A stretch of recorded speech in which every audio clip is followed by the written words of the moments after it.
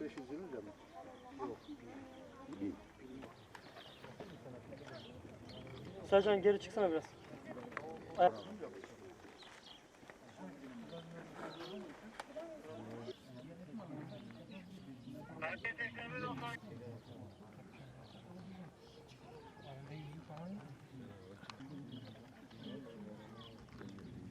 Ayağını çekelim.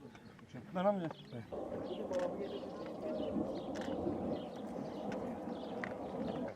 Tamam. Bu tarafa gelin. Gel, hepimiz bu tarafa gelin. Buradan alın. Ki gölge oraya düşmesin.